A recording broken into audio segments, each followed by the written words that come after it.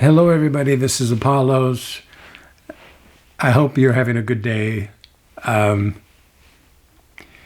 and I hope you're able to take some time to go out and maybe take a stroll down the block or take a walk somewhere or, I don't know, do something for a few minutes that brings you peace and joy in your life. At nighttime, when I go to bed at night, I usually actually play rain sounds. It's relaxing, helps calm me. And I'll actually recently have been playing videos with the rain sounds just because it just helps bring me to a calm place, peaceful place. And then ironically, I was today or yesterday, I was reading something on Reddit that was talking about how beneficial it is for our mental health to be out in nature and how much that can really help us. I mean, it sort of goes without saying. I mean, if we think about it and what it means to be out in nature and to be at a park or to see those sorts of things, I mean, it's like, whoa, of course, yeah, I feel calmer. I feel more relaxed, There's not that hustle and bustle that's going on. And so anyways, those are good things. Good things to just get out and walk around and take a moment to pause every day, ideally, and just notice the beauty that surrounds us in creation. So some people have asked about what has been going on these past several years. And as I've mentioned before already, back in 2012, I became an Orthodox Christian. I was in Boise, Idaho at the time. I was working in retail for a couple years. And then after that, I was working at a homeless shelter in Boise for about a year and a half. I ended up stepping down from both of those jobs, largely because, as some of you already know, I have narcolepsy with cataplexy. Basically, narcolepsy, in very simple terms, is the mind is in a near constant state of sleepiness. There's other things associated with narcolepsy, but that's one of the more prominent features of it. And some people with narcolepsy also have what's called cataplexy, which is muscle paralysis or loss of muscle tone, which is triggered by strong emotions or pain.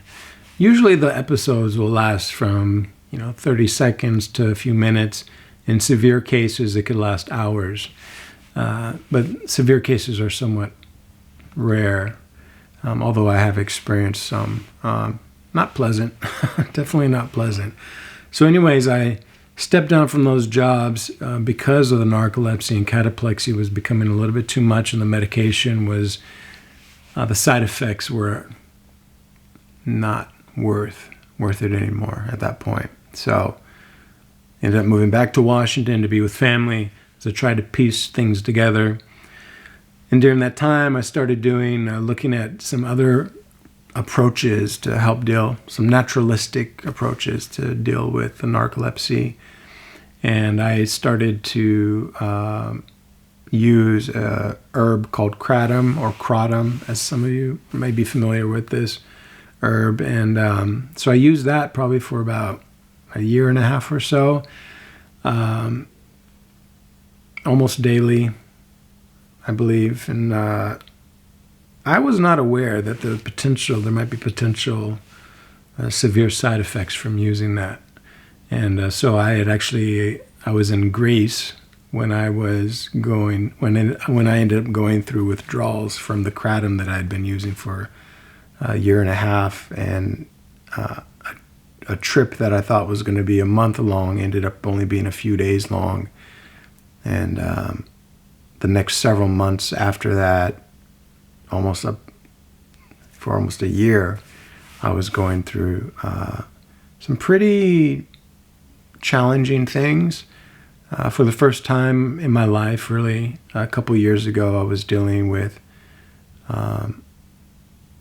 intrusive thoughts regarding death, and not only was I dealing with the fact that I was in a constant state of sleepiness, but I was also dealing with these thoughts, these very negative thoughts of death. And it really was just centered around dying. It was fear of dying. and fear of being alone. But it was in a way that was in a way that was I'd never encountered before. And so it was quite frightening, when you're in your late 30s to be experiencing something new with your mind, with your brain, in a way that's completely unexpected. And it's really confusing to be like, step back and be like, what's going on? What's wrong? And of course, a whole host of fears end up arising from that. And during that time, I was having these lengthy episodes of cataplexy, which is called cataplecticus. And basically, my speech was slurred for hours on end. I was walking very slowly. And usually there was a couple times 911 ended up getting called, and the doctors thought that perhaps I had had a stroke or something. They weren't quite sure. They did they did a couple tests to see if I had some sort of seizure disorder or something. And suffice to say, these past several years have been challenging, especially these past 2 years. And probably about 7 months ago, I started working at a homeless shelter here in this Everett, Washington area. And but about 3 weeks ago, while I was at the shelter, I had an episode that involved the narcolepsy and the cataplexy, possibly some sort of seizure-like thing. We're not quite sure yet. And so it was while I was talking with the guys there at the shelter, and I was going through some of the guidelines. And so anyways, 911 ended up getting called, and they took me to the hospital, and the same sort of stuff that had happened before. Loss of muscle tone. There was momentary muscle paralysis. My speech was impacted. My emotions. I would go from being able to articulate my thoughts and think clearly like I'm doing now, and then immediately would be in this place where my speech was slurred and slow, and I would talk. I wouldn't form even complete sentences. It was more of just one word sort of expressions. So yes, these past 3 weeks have been challenging. And to make it even more challenging is so then I had to make a decision to step down from being at the shelter, which has also was a very difficult decision to make. That just happened a couple days ago. So talked with my family and my pastor and friends, and we'll be possibly looking into disability. I don't know really what's going on. But anyways, because of these things, it's sort of got me to where I'm like, okay, what do I do with my time when I'm awake? And YouTube provides this sort of opportunity for me. So I can sit in front of a camera, and if I'm a little tired, well, okay, that's all right. I can turn it off or leave it or whatever. But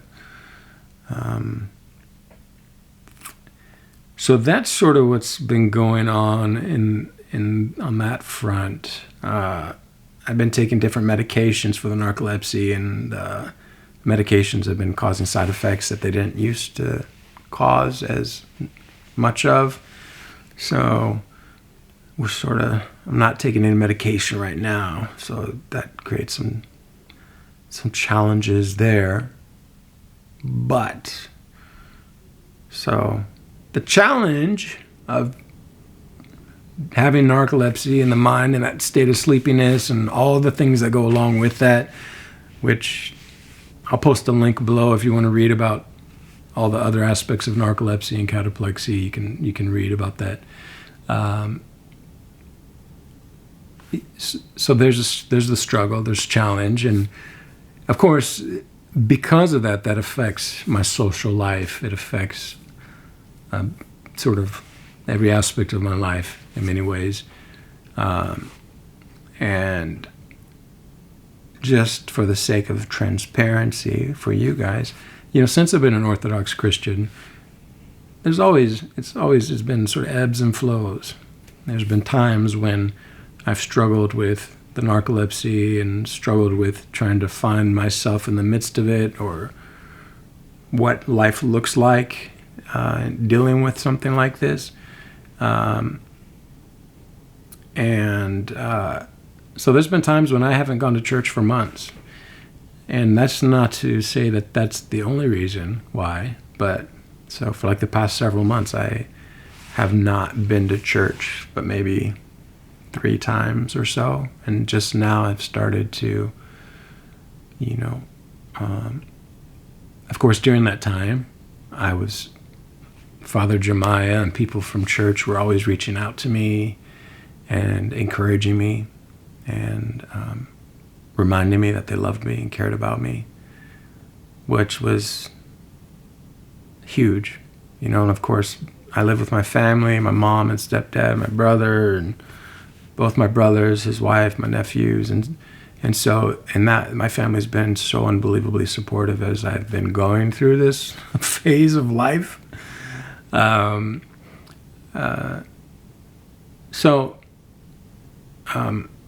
But my struggles, so it creates really interesting things, in one sense. There's a deep awareness of my, these weaknesses, these things that are beyond my control, the challenges that everyone has their own.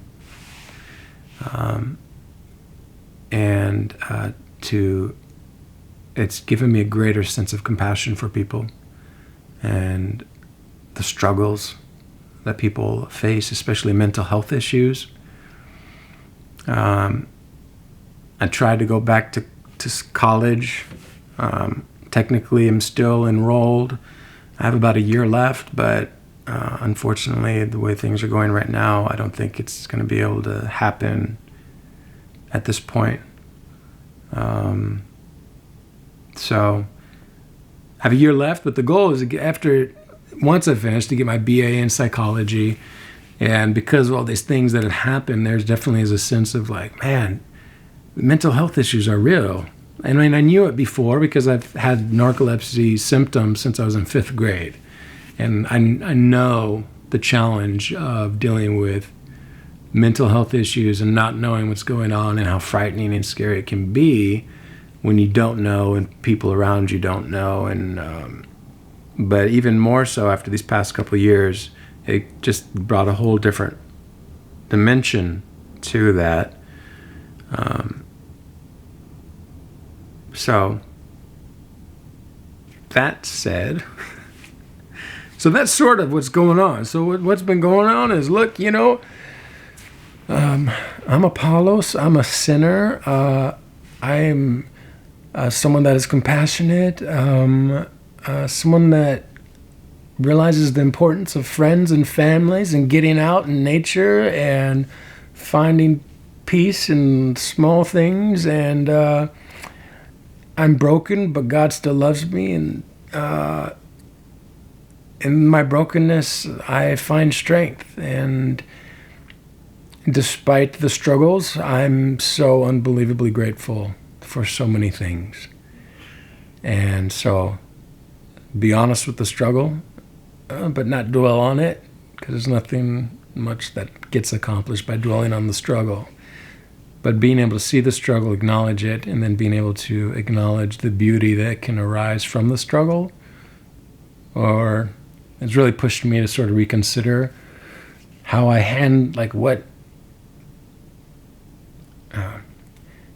for so many years, I've tried to be awake for people. And to be present in a way that could only happen if I was taking medication. And that's difficult because there's side effects to that, the medication, but there's challenges to not taking the medication. And so now I'm just reminding myself and telling myself that it's okay. It's okay to not be awake in a way that a lot of other people are awake. It's okay for me to take naps when I need to now. It's okay to fall asleep when I need to fall asleep. And there's a whole bunch of other stuff. So I'm grateful that in the midst of this, I am able to do YouTube videos. That's a blessing. Very grateful for that. And like I said, very grateful for my family, for my pastor, Father Jeremiah. As I've been struggling in my journey with Christ. And when I say struggling, what I mean is like I've struggled in my relationships with people. And as I struggle in my relationships with people, I struggle in my relationship with God. Not in the sense that the struggle is never, they suddenly aren't there. No, the struggle is, hey, I want to be closer to you, but I don't know how. Or I feel distant from you, and I want to be closer. How do I draw close? Or I'm making poor decisions right now that are pushing me further away from you. How can I find that path back to the relationship that I desire to have? So that's my life in a less than 20-minute nutshell. There you go.